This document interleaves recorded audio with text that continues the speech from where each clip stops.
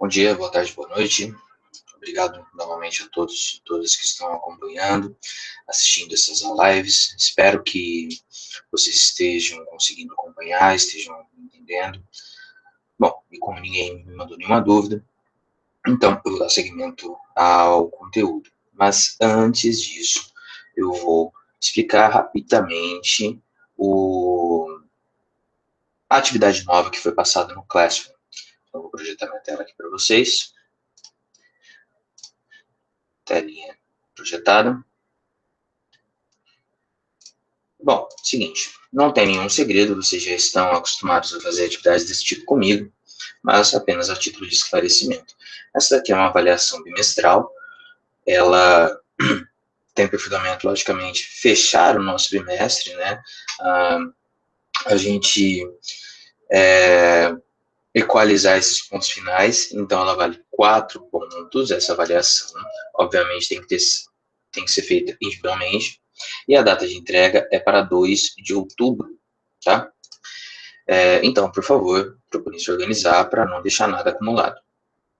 O que eu quero nessa avaliação? Eu quero que vocês redigam uma redação abordando e refletindo no seguinte questionamento. A política e o Estado são capazes de justiça e direitos a todos os cidadãos? Então, a política e o Estado, eles são capazes de suprir a justiça e os direitos e tudo que envolve a questão de justiça e direitos para todos os cidadãos? Logicamente, vocês devem pensar na realidade brasileira, no contexto de vida de vocês, nas coisas que vocês leem, observam, se deparam, e também nas coisas que foram estudadas. É uma redação, não é uma simples pergunta para ser respondida com uma resposta curta, então é um texto que tem que ter começo, meio e fim. Sua redação ela deve ser digitada, formatada, conforme as normas previamente passadas, né, anteriormente. Fonte Arial, número 12, no mínimo 15 linhas, e o alinhamento justificado. Alinhamento é aquela, né, configuração de que você vai respeitar a margem e tudo mais. Logicamente, é proibido cópias ou plágios. Certinho? Bom, não tem muito segredo. Já é um tipo de atividade que nós estamos fazendo há muito tempo, tá? E é uma atividade reflexiva. Os parâmetros de correção serão aqueles passados, né, mínimo de linhas e tal. E, logicamente, a sua linha de raciocínio, que para mim é o mais importante, é o mais interessante a ser avaliado. Faça com calma, mas organize-se para que nada fique acumulado. E com relação a atividades anteriores, atividades acumuladas, pelo Classroom eu continuo recebendo atividades mesmo que atrasadas, tá? Então, quem estiver assistindo e estiver aí sem nota alguma coisa, devendo alguma coisa, pode fazer, pode entregar, que eu corrijo numa boa, sem maiores problemas e prejuízos, tá bom? Então, vamos dar seguimento na matéria. Vamos, de preferência, finalizar tudo que nós temos para falar e pensar hoje. E, se conseguirmos finalizar, essa será a última live do bimestre. Nós só voltaremos, então, com lives no quarto bimestre, a depender de como for a reorganização da escola, no sentido de retorno às aulas e tudo mais. E com relação a isso, eu não tenho ainda nenhum detalhe para passar para ninguém, mas, como todos sabem, eu sou contra, por uma questão simples de saúde e bom senso, né? Ano letivo se recupera, vidas não. Então, vamos continuar. Esses são os slides que vocês também já estão acostumados, cansados de ver. Nós estamos acompanhando eles desde o começo. E aí nós vimos a definição de poder, definição de política, definição de Estado. É importante logo no começo diferenciar essas três coisas, porque elas não são sinônimos, mas vêm conectadas umas às outras. E aí nós já entramos na teoria de Max Weber, né, que fala sobre essa questão da probabilidade, de poder ser uma probabilidade por a própria vontade, de que todas as nossas relações sociais elas estão permeadas, né, embebidas de poder. Existem várias formas de exercício de poder: o poder econômico, o poder ideológico, o poder político, o poder enquanto legítimo é quando ele é consentido, é quando ele é aceito, quando ele não é legítimo é porque ele se baseia única e exclusivamente na força ou na intimidação violenta. E aqui citamos dois exemplos, né, ambos ali da atuação das corporações policiais. Dentro do âmbito de seus poderes e atribuições, a polícia ela é uma ferramenta de poder legítima. Porém, quando ela ultrapassa isso, fazendo-se valer de suas ferramentas de força, aí ela se torna um mecanismo de poder ilegítimo. Por exemplo, as milícias. Nós vimos também as formas de dominação, na qual toda relação de poder gera também uma relação de dominação. Dominação em que quem manda e quem obedece. 3 são as formas legítimas de dominação. A racional legal, baseada em leis, no consenso e na aceitação. Então, ela é extremamente racionalizada, existe um porquê a ser pensado de quem obedece, quem manda, o que tem que se fazer, o que não pode se fazer. Logicamente, quando você desobedece alguma regra, vai ter alguma punição. Nós temos também a dominação tradicional, que ela é baseada numa crença, num costume e na tradição, ou seja, ela possui ali um valor quase que inquestionável, né? A autoridade seria alguém inquestionável, por exemplo, um padre. Se você é católico, se você ali segue uma determinada linha católica, frequenta igrejas, etc. e tal, você olha para o padre como uma autoridade inquestionável. Então você vê nele um representante de tudo aquilo que você acredita com sua crença religiosa. A carismática seria também baseada numa crença, só que aí seria não de um valor cultural ou religioso. Seria ali uma crença de que determinada pessoa possui um diferencial dos demais, então por isso ele lhe chama atenção. É a questão do carisma, né? Carisma não tem nada a ver com beleza, carisma tem a ver com capacidade de conquista, de sedução das massas, das pessoas. E, de certa maneira, todo político possui mais ou menos carisma, alguns mais, outros menos, mas, de certa forma, sempre possui ali um grupinho que é atraído por um determinado político. Citei alguns exemplos, os mais icônicos para mim são Bolsonaro e Lula, ambos são ali detentores de um determinado carisma que, obviamente, se aplica para um grupo e não para outro. Então, o carisma ele é extremamente subjetivo, assim como a dominação tradicional, ela também é subjetiva. Enquanto a racional legal, como o nome diz, ela é racional, ela se aplica genericamente a todos, porque ela é pensada racionalmente, ela não é baseada em crenças. Seguindo, nós vimos também conceitos de formas de governo. Nós falamos sobre monarquia, aristocracia e a democracia. As mais históricas são a monarquia e a república, que se opõem, né? A monarquia, ela é o governo de um só, mas ela admite algumas formas, como, por exemplo, a absolutista, que seria um único governante que manda tudo, o absoluto, e a constitucional, na qual existe, sim, um rei, uma rainha, um príncipe, que seja, mas ele segue normas constitucionais. E a república, ela nasce justamente para contrapor a monarquia, que é chamado de velho regime. Então, a república seria um mecanismo de novo regime governamental, na qual a república, ela considera o Estado, o país e o governo como coisas públicas, ou seja, domínio de todos.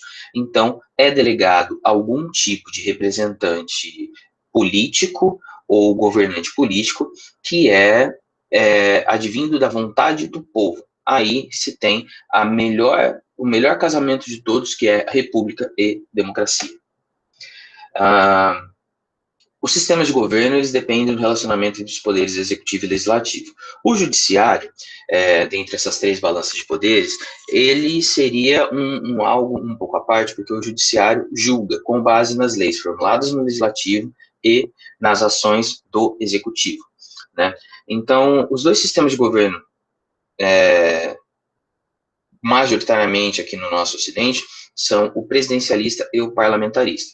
O presidencialismo possui um presidente, na qual a figura do presidente acumula as funções de chefe de Estado e chefe de governo, ou seja, o chefe de Estado representa o país e o chefe de governo governa o país. E o parlamentarismo existe a separação entre chefe de Estado e chefe de governo. O chefe de Estado ele pode ser eleito ou nomeado, né?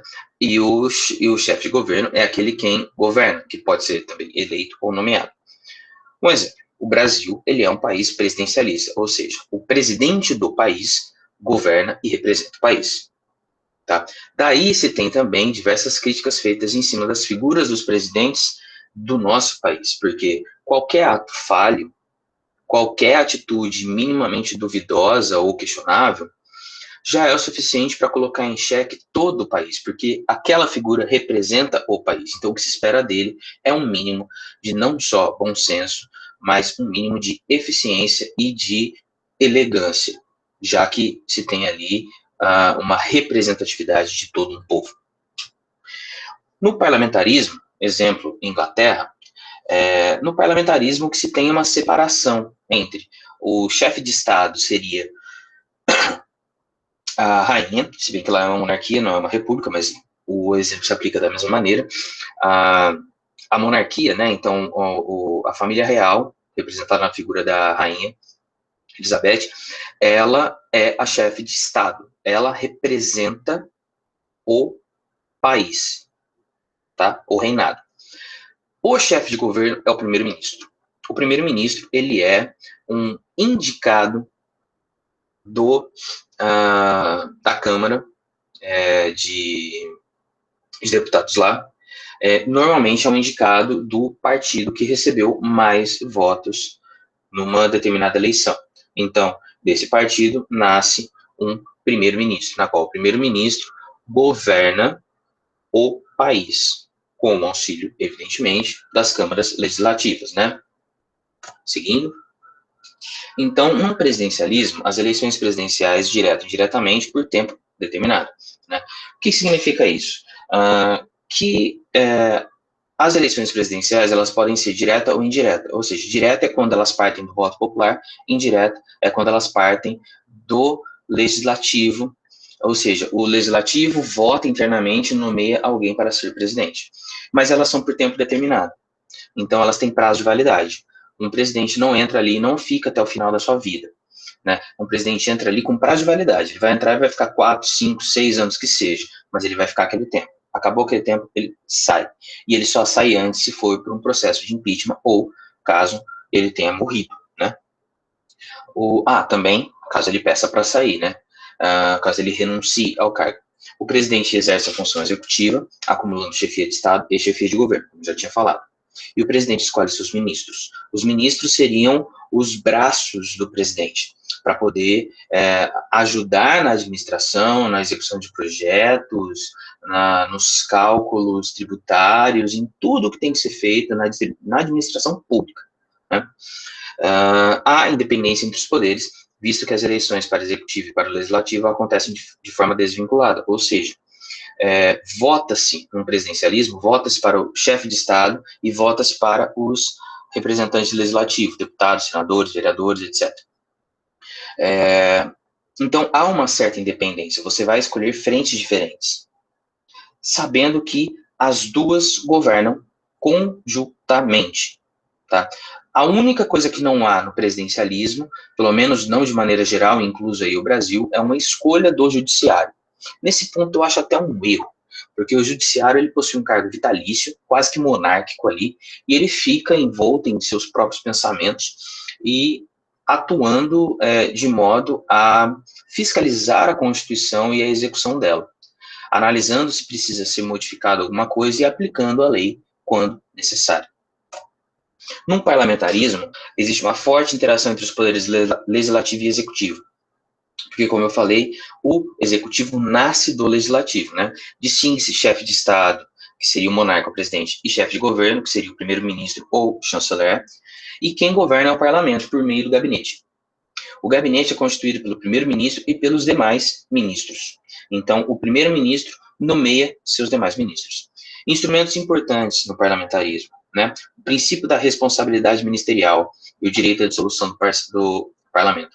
Então, qualquer cagada que aconteça ali a nível governamental, no parlamentarismo, existe o princípio da responsabilidade ministerial. A responsabilidade recai automaticamente sobre o primeiro-ministro e os seus ministros designados. Então, ele pode ser dissolvido, o parlamento. Num jogo de mão dupla, né, de equilíbrio. O parlamento pode pedir a cabeça do primeiro-ministro, né, pedindo para que ele saia do cargo, seja nomeado um novo primeiro-ministro, e o primeiro-ministro pode pedir uma dissolução do parlamento, pedindo para que sejam realizadas novas votações parlamentares, quando há uma rixa, um atrito entre parlamento e primeiro-ministro. Então, são duas forças interligadas que devem se equilibrar. Partidos políticos. Bom, os partidos políticos, eles são organizações baseadas em uniões voluntárias, orientadas para influenciar ou conquistar o poder do Estado. Então, eles são organizações propriamente dita políticas, cujo objetivo é, de alguma maneira, influenciar ou até mesmo conquistar poder no Estado. Definições. A definição sociológica aqui são estruturas fundamentadas na ideologia da representação política. A definição jurídica é que são organizações de direito privado que congregam cidadãos com afinidades ideológicas e políticas. De modo geral, duas definições que se complementam. São, de fato, forças políticas na luta pelo poder institucionalizado que sustentam, seja uma situação, ou que contestam, sejam a oposição. Então, os partidos políticos, eles são uma ferramenta de luta política para se buscar o poder político, seja para sustentar, né, uma situação eleita, ou para contestar, se opondo aos eleitos. Os sistemas partidários podem ser monopartidários, bipartidários e multipartidários. Aqui no Brasil nós temos um sistema multipartidário, ou seja, uma verdadeira sopa de letrinhas. Existem muitos e muitos partidos, cada um com uma sigla diferente, essas siglas podem ser modificadas, tem hora que simplesmente é um regaço. Nos Estados Unidos, por exemplo, é bipartidário, nós temos os republicanos e os democratas, mas em alguns países do mundo, por exemplo, China, é permitido apenas um único partido. Por exemplo, lá na China nós temos o Partido Comunista Chinês, né, cuja sigla, polemicamente aqui no Brasil, é PCC. Lá só existe esse partido. Então, os membros daquele partido procuram se eleger. Existem diversas correntes dentro do Partido Comunista Chinês, mas, de modo geral, é só um único partido. O sistema eleitoral. O sistema eleitoral ele refere-se às regras pelas quais os representantes são escolhidos. A legislação eleitoral, portanto, orienta as eleições e estabelece, entre outras coisas, datas, horários e locais para a realização das mesmas. Ou seja, uma maneira de organizar a eleição. A eleição ela pode ser majoritária, ou seja, vence quem obtiver a maioria dos votos, ou ela pode ser proporcional. O voto vai para partido ou frente partidária de acordo com o coeficiente eleitoral. Aqui no Brasil nós possuímos as duas formas, majoritária e proporcional. A majoritária ela é aplicada para presidente, senadores, governadores, prefeitos. Ok. A proporcional é aplicada para deputados federais, deputados estaduais, vereadores. Então, são duas formas diferentes de se votar, na qual os cargos do executivo, incluso aí a exceção os senadores que são do legislativo, eles são por majoritário, vence quem tiver mais voto. Os cargos do legislativo, à exceção dos senadores que são majoritários, eles são por um coeficiente eleitoral, ou seja, existe uma conta que é feita entre o número de votos válidos e o número de votos dedicados ao partido isolado ou ao partido de coalizão. Então, divide-se o número esses números proporcionais para que justamente contemple partidos menores, coalizões menores, ou então favoreça coalizões maiores no nível de proporcionalidade, tentando equalizar a representatividade de todos os lados. Por quê? Se, como no Brasil, nós temos aí essa sopa de letrinhas de partidos, existem partidos que são nanicos e existem partidos que são imensos. Então, um partido nanico, ele teria menos representatividade, menos tempo eleitoral de propaganda na TV, talvez até menos dinheiro, pensando aí, né, só no trabalho com dinheiro honesto, né, o que é cena rara para muitos. Então, ele teria tecnicamente menos chances de se eleger do que um partido já mais antigo, mais conhecido, um partido gigantesco com muitos representantes. Então, existe essa proporcionalidade. Partidos nanicos, às vezes, têm mais chances de eleger alguém do que um partido gigante, a depender do coeficiente eleitoral. O coeficiente eleitoral é calculado por meio da divisão do total de votos válidos em uma determinada população votante pelo número de cadeiras disponíveis na casa para a qual concorrem os candidatos. Então, se nós temos ali, por exemplo, 24 cadeiras de vereador, você vai pegar esse número de cadeiras e você vai fazer uma conta com ela, dividindo o número de votos totais dessa população. Quantos votos totais teve? Tá, quantas cadeiras tem? E aí você vai fazer a distribuição entre os partidos e as coalizões. As eleições, elas podem ocorrer com base no sistema de lista fechada, ou seja, o partido escolhe os candidatos, o eleitor vota na legenda. Aí seria assim, o partido vai lançar um listão de pessoas, só que você vai votar apenas na legenda partidária. Você vai escolher o número 9. Não, o número 9 é o partido do Carturano. Ok, você votando naquela legenda, você está votando naqueles candidatos fechados. Você não está votando no candidato, você está votando na legenda, tá? Onde eu parei? Isso. Ou por lista aberta. O partido escolhe os candidatos, mas estes concorrem individualmente, podendo o eleitor definir o candidato de sua preferência. É o sistema que ocorre no Brasil. Então, nós escolhemos os candidatos e também as nossas legendas, porque muitas vezes você orienta a sua votação por partido e candidato. Pelo menos é como eu faço. Eu sempre que vou votar em alguém, eu procuro saber quem é a pessoa e de qual partido ela é. Beleza, eu conheço a pessoa, é amigo pessoal meu, mas ele faz parte de um partido do qual eu não concordo com a ideologia política e com a linha de pensamento, entendimento econômico, social, etc. Se existem divergências dessa natureza, então eu não voto, independente de ser amigo meu ou não. Isso é um exemplo da maneira como eu oriento. Então eu sempre procuro saber quem é o fulano e de onde ele é. Aqui no Brasil, nós não temos o sistema de votação por lista fechada, tá? Apenas listas abertas. Então, o partido lança lá os seus candidatos e você vai votar no candidato. O ideal, como eu disse, é sempre você também pensar na legenda partidária. De qual partido esse fulano é? Porque o partido é quem delimita a linha ideológica de governo ou de atuação governamental daquela pessoa que está concorrendo a qualquer cargo. E existem também alguns modelos históricos de governo. Alguns deles nós já até comentamos, nós já vimos, e vocês já devem ter estudado até em outras matérias. Mas é interessante citar do mesmo jeito, tá? Um deles é o absolutista. O absolutista, ele possui uma unidade territorial, ou seja, uma concentração do poder na figura do rei, que controla a economia, justiça e exército. O rei é o absoluto. Ele foi objeto da reflexão sistemática do inglês Thomas Hobbes, como nós vimos no primeiro bimestre, né?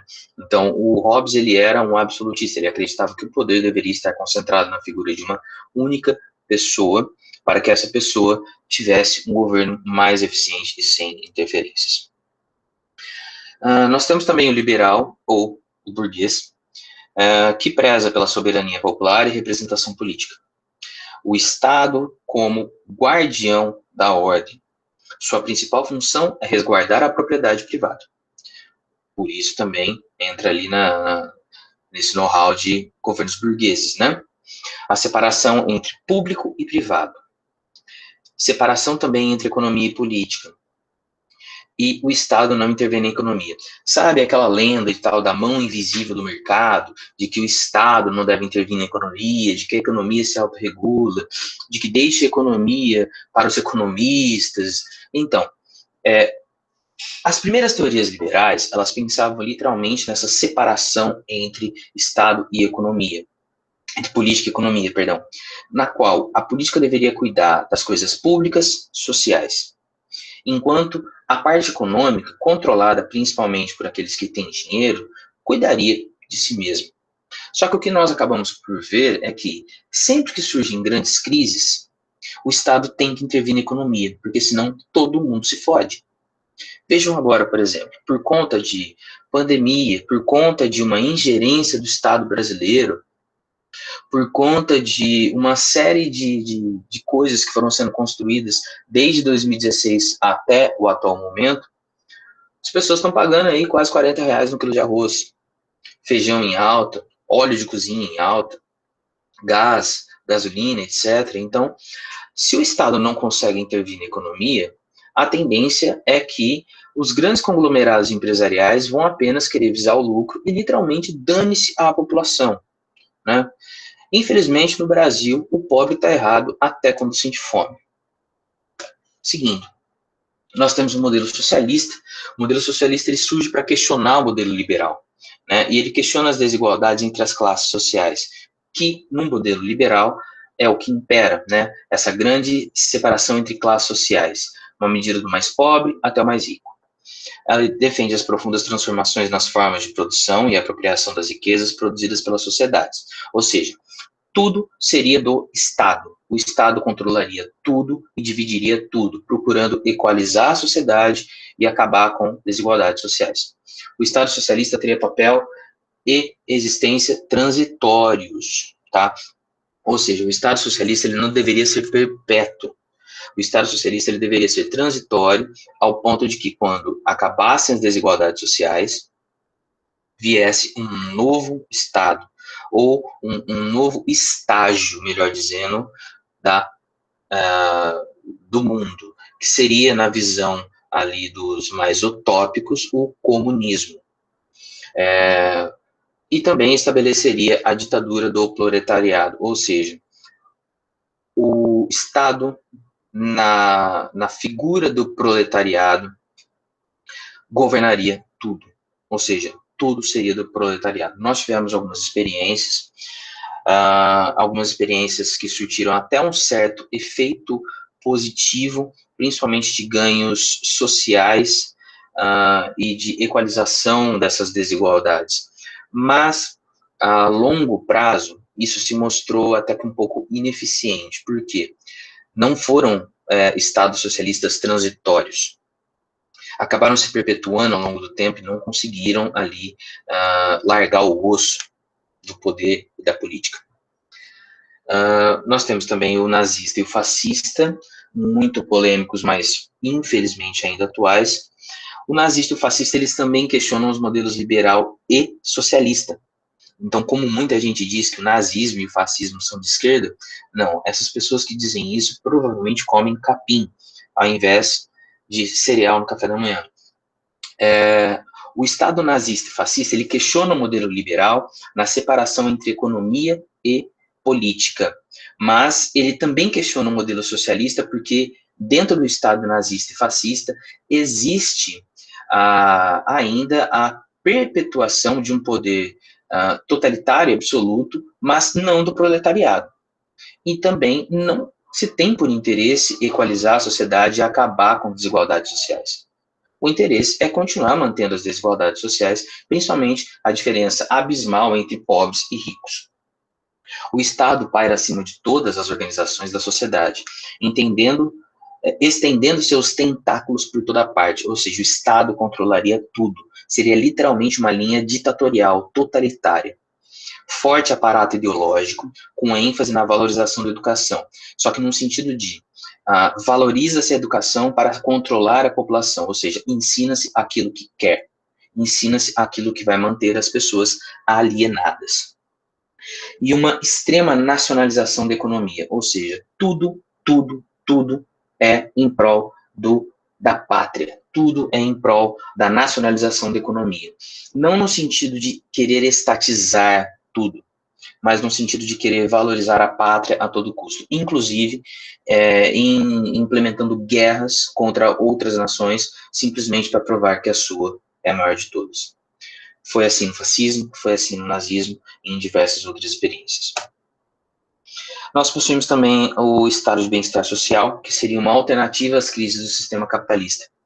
O estado de bem-estar social é um pouco interessante. Ele é uma resposta capitalista às crises feitas ao próprio sistema capitalista, né? Então, ele propunha o equilíbrio entre Estado e mercado. Ele seria um meio termo. Defendia a intervenção do Estado no plano econômico, a fim de garantir o pleno emprego, estimular a produção e o consumo, mediar as relações de trabalho e ampliar as políticas de assistência. Seria uma rede de proteção social.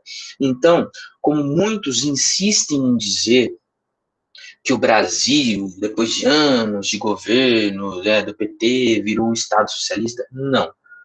Se virássemos um Estado socialista, as situações seriam muito rigorosamente diferentes. O máximo que nós experienciamos em alguns anos aí foi um estado de bem-estar social, que já foi construído desde ali do final do governo de Fernando Henrique Cardoso e tentou se manter ainda no governo Temer. Então, no máximo, o que o Brasil experienciou foi um estado de bem-estar social, na qual tinha-se uma rede de proteção social, procurando amenizar as desigualdades, mas não eliminá-las por completo. O pleno emprego, né, tanto que foi durante o mandato do Lula que se teve ali não vou dizer que zero desemprego no país, porque é impossível, mas o que se teve ali foi um mercado de produção de empregos a todo vapor. Então, possuiu grandes frutos ali, grandes conquistas sociais, né? E nós temos também o neoliberal. O neoliberal, ele reabilita e sustenta os valores como livre mercado e livre iniciativa, né? Ele tem uma tentativa de retomada liberal. Radicalizou a separação entre economia e política, de novo essa besteira, com o Estado intervindo cada vez menos na economia. Menos na hora de crise. Na hora de crise não existe ninguém liberal nem neoliberal. Reforça a função de proteger a propriedade privada e reprimir qualquer manifestação de descontentamento com o sistema. Destacou a influência das instituições financeiras internacionais, que passaram a intervir fortemente nos governos dos países adotantes do modelo. Então, no modelo neoliberal, existe uma forte controle, da economia por parte de conglomerados e instituições financeiras internacionais, os grandes bancos, como por exemplo o FMI. Consolidou-se com o Consenso de Washington, em 89, que destacou os seguintes itens. Primeiro deles, privatização das empresas estatais. Segundo, flexibilização das leis trabalhistas. Aumento dos investimentos estrangeiros sem restrições fiscais. Redução dos gastos públicos e abertura aos tratados de livre comércio. Qualquer semelhança com o que vem acontecendo no Brasil de 2016 para cá não é mera coincidência. Nós estamos passando por um processo de intensificação neoliberal e quase um pezinho no fascismo, desde do golpe do impeachment da Dilma em 2016. Tanto que nós tivemos uma série de privatizações estatais, flexibilização das leis trabalhistas, que prometeram empregos e mais empregos, e, no entanto, a população continua na merda, investimentos estrangeiros e restrições aos investimentos fiscais, né? Ou seja, uma abertura fiscal aos estrangeiros, mas uma restrição aos nacionais. Procura-se reduzir os gastos públicos, sim, tanto que nessa nova reforma administrativa, os funcionários públicos de baixo escalão, como eu e tantos outros meus colegas, somos os culpados pela crise financeira do país, enquanto juízes, cargos políticos, comissionados e tudo mais, que ganham absurdos, esses não têm culpa de nada. E os tratados de livre comércio, favorecendo, logicamente, grandes conglomerados empresariais internacionais. Então, pessoal, para finalizar, nós vimos agora alguns modelos de sistema governamental, né, que são modelos históricos. Alguns deles já foram experienciados, outros superados, alguns estão tentando voltar à tona, aí, como é o caso de algumas intenções fascistas espalhadas ao longo do mundo. Tá? Não pense que o Brasil é privilegiado nisso. Mas de certa maneira, o que prevalece aqui no Brasil, como eu falei, é ainda um modelo neoliberal, uma tentativa de caminhada neoliberal aqui, procurando remodelar e, em certa medida, até também desconstruir tudo aquilo que foi feito em alguns anos de governo de bem-estar social. Importante que vocês entendam aqui, o Brasil nunca foi um Estado socialista, nem sequer passou perto disso.